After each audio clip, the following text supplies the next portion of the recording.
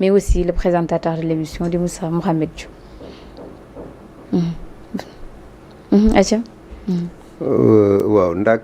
man defe naa ni événement boobu. événement la boo nga xamante ni commenter ci sax dafay xaw a jafe. pourquoi parce que man jàpp naa ni ku mu mën a doon dans le Sénégal.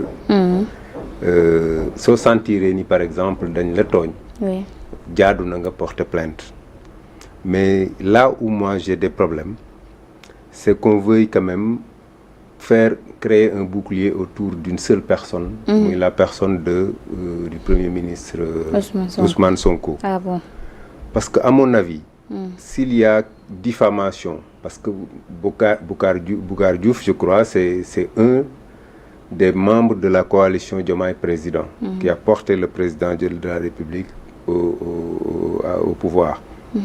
Moi, je pense que, par exemple, dans ces propos, s'il y a... En wolof, s'il vous plaît, monsieur Dioufay. Monsieur Sow. Atia demal ma ni en wolof, s'il vous plaît. Ah, ok, d'accord, voilà. Su fekkente ni, par exemple, dañu sentir ni ñoom dañ leen a offensé, muy le Premier ministre ou bien les avocats yi mu waxoon ni, par exemple, dañu nekk de connivence ak moom pour effectivement ñu mën a rejeter rabat d'arrêt bi. Su fekkee propos yooyu la, moi, je pense qu'il y avait beaucoup... amoon nañu gënoon a nekk en droit de porter plainte. Mais que par exemple benn collectif jóg ku tudd Ousmane Sonko ñu porter la plainte attraire la à la justice. Moi je pense que loolu ce n'est pas honnête et ce n'est pas sérieux dans un pays de droit. Moi je pense que li ñu waroon a def ñoom ñu mooy effectivement jéem a xool collectif bi nu ñuy def ba redresser le comportement et l'attitude de Ousmane Sonko. loolu moo ëppoon ci ñoom njariñ suñu bëggee perdurer au pouvoir. mais ñoom li ñu wax moo di sortie bi nga xam ne def na ko fa ñu tànn aussi ndaxte Bougar def na sortie ci ay télé yu bëree bëri wante Sen TV la mujjee nee nañ journaliste bi daf ko bàyyi mu continuer di wax sans autant recadrer ko mais aussi dañoo nemmeeku ne ñoom ñaar dañoo am complicité ci lim doon wax. Quand même daf ko doon gën a yokk ruux ci propos yi nga xam ne ni moo ko doon wax d'ailleurs Bougar dem na sax ba wax fa ne le premier ministre da doon njëkkanteeg le président de la République pour dem fa nga xam ne nii moo di ci États-Unis ca daanaka sommet ba nga xam ne nii fa lañ leen woowoon. mais j'ose croire que Bougar li muy wax noonu am na ci ay firnde wax am naa ci yaakaar man de mon point de vue parce que quand même ku toll ne premier ministre ak président de la République soo toogee ci télé nga xam ni aujourd'hui soo nee ginaaru Sonko soj na sax ñu woo la soo demee bay génne yenn propos yi jàpp naa ni propos yi loo maîtriser la en tout état de cause su fekkente ni maîtriser wu ko il fera face à la justice et essayer di jéem a défendre boppam mais man li ma gëm mooy jàpp naa ni Bougar li muy wax noonu am na ci droit et puis vous parlez des journalistes recadré wu ko mais un journaliste il invite quelqu'un boo xam ni mi ngi jouir de toutes ses facultés mentales ñu jàpp ni kii am na xel pour mën a wax ak nit ñi. surtout. mais jàpp naa ni kooku soo koy def doo mën lu dul relancer ko mais recadrer mënu ci am. parce que li muy wax moom la engagé. engagé wul le journaliste il pose des questions celui qui répond moom moo war a xam lan la war a wax ak lu mu warul wax maintenant su fekkente ni dafa génn question bi c'est là où le journaliste intervient pour le recadrer pour le relancer. mais recadrer c'est pas le mot idéal bi ñu war di utiliser pour ce genre de choses là parce que ay magum jëmm ñooy toog di génn li nekk ci ñoom te defe naa ni magum jëmm mu xool njabootam xalaat ko soo demee bay wax dans de telles circonstances di nga mesurer li ngay wax wala nga wax li nga xam. surtout moi je pense que Bougar dans cette histoire là dina jafe trop ñu sonal ko parce que ñoom ni ñu amee cëslaay sës ci premier ministre noonu la Bougar amee moom it feneen fu mu sës ça risque d'être un duel très envenimé. ndax jàpp nga ne déjà ab singili la mais surtout aussi yenn attitude yi nga xamante ni ñenn ñi dañ ko am ci comportement télévision yi ndax loolu aussi waruñ ko mën a seetaat moo xam ci côté ñi liggéey ci këru xabaar yi ak aussi ñi nga xamante ni dañ leen di invité parce que souvent dérive yi mën nañ ne part de responsabilité yi dañ koy partager comme plainte comme ni nga xamante ni plainte na Bougar mais aussi jàpp na ne kii daf ko bàyyi rek mu dem sans pour autant que mu recadrer ko. bon man li ma jàpp mooy. nit ku nekk rek li nga nàmp ngay géex. gis nga nit buy ñëw ci plateau. ñëw fa pour li muy xalaat tey lu muy nourrir la depuis belle lurette maanaam loo xam ne dafa nekk ci moom lay doon. donc su ñëwee ci plateau bi mënul téye boppam li mu xalaat rek lay wax li mu mel rek lay géex. man par exemple su ma ñëwee dans un plateau su dee ku mel ne man mën na bañ a am ay propos yu déplacé mais li nga bëgg loo dégg lépp mën naa la ko wax nag man parce que awma ci lu ma ciy ragal awma ci lu ma ciy tiit façon bi nit ki di waxee nit ñi mënoo leen a yar ci kaw plateau c'est pas possible le journaliste a beau essayer de recadrer de rectifier nit ki li mu ñëw ak meram bi mu àndaale wala rancune bi mu àndaale wala li mu jàpp ni moom mooy dëgg mu war ko exprimer su ñëwee ci plateau bi loolu lay exprimer le journaliste également nekkul koo nga xamante ni dañuy nekk ba tey ñu naan ko woy lii nga war a laaj ak lee nga warul laaj c'est pas possible le problème mooy y a une volonté manifeste de boucler toutes les bouches yi nga xamante ni bokk ñoo ak ñoom lu ñu bëgg gëm loolu mooy dëgg maintenant niñ koy defee damaa jàpp ni c'est mënul dem à leur faveur du jàll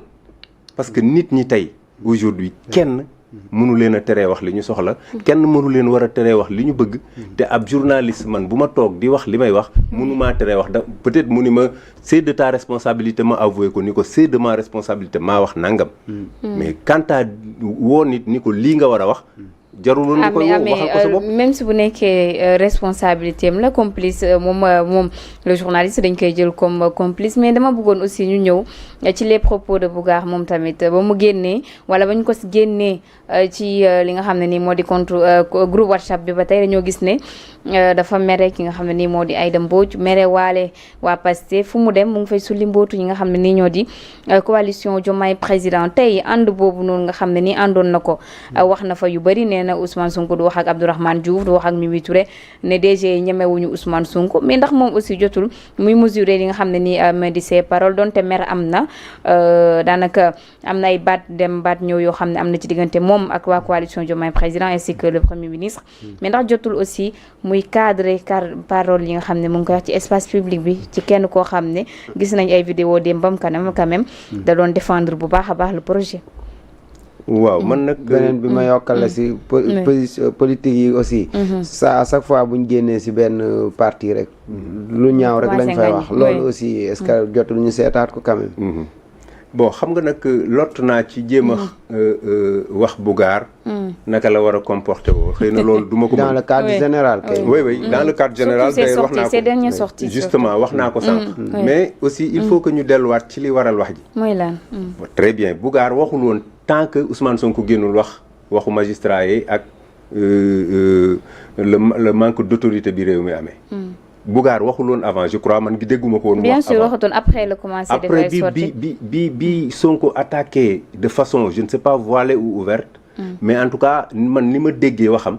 mooy que effectivement il a voulu montrer à la population en tout cas à ses partisans que lui il n'a pas les coups de franche pour doxal et que li ko teree def mooy le manque d'autorité du président de la République man noonu laa jàppee li mu wax man naa juum nag parce que dafa ni dëkk bi du amul benn problème bu dul problème d'autorité nañu ma bàyyi ma doxal donc moom jàpp naa ni waaw ma gouverner kon jàpp naa ni moom li mu bëgg a wax mooy di que effectivement ki war a gouverner wul foofu aussi ma koy rappeler ni ko le gouvernement le chef du gouvernement moo war a gouverner donc moom su gouverner wul na xoolaat boppam le président il préside mais c'est lui qui doit gouverner parce que c'est le chef du gouvernement xaw ma nag ñàkk dégg tubaab la xaw ma dafa tàmm di ñu dóor ay kii mais jàpp naa ni loolu mu wax noonu c'est pas réfléchi ba mu ko waxee la waa Diomaye président parce que nag Diomaye am na ay mbokk le président Diomaye su fekkente ni dañu ñëw takkal ko lu mel noonu ay mbokkam dinañ génn wax ni ko nag attention ni nga bëgg a isoler le président duñu ko nangu on va essayer ñu nit de t'isoler mais pour man loolu yëpp fi mu ñuy yóbbu moo di que une dualité au sommet de l'État mais bu mu nax quand même les autres politiciens et les autres partis parce que li ñu bëgg mooy une bipolarisation fexe ba ñoom kenn dootul wax beneen parti mais ñoom seen ñaari obédience la ñuy wax Sonko fii Diomaye fii ñu jëmale ñu ko en 2029 pour effectivement anéantir ñëpp bipolariser yenn affaires yi ci ñaari entité yooyu loolu politiciens yi waruñu ko nangu les autres partis dañu war a jóg xamal leen ni leen lii ngeen di def nii intéressé wu ñi ñuy invité ci plateau yi ñuy jóge ci yeneen i parti aussi dañoo war leen a wax ni leen ñun suñu ñëwee dans les plateaux nañuy wax li nga xamante ni ñun moo ñu intéressé parce que lii pour man c'est des farces ah bon c'est des farces même su fekkente ni am nañ objectif ñoom. pour man je le prends comme des farces parce que comme vous l'avez dit dans sa question. Bougane kenn déggu ko woon. su ñu demee ba tey mu génn di wax c'est parce que fa mu nekkoon xëy na la am na lu ko fa naqari te ñoom ñëpp noonu la ñuy procéder. c'est du Sonko c'est du Pastef tant que ñi ngi am ni leen neex kenn du leen dégg mais suñu amatul lu leen neex rek génn ci mbedd mi. ça ne peut pas continuer. finalement homme politique yi dañu bëgg a jàpp askan yi kon ay objet yoo xamante ni nii lu leen neex la ñuy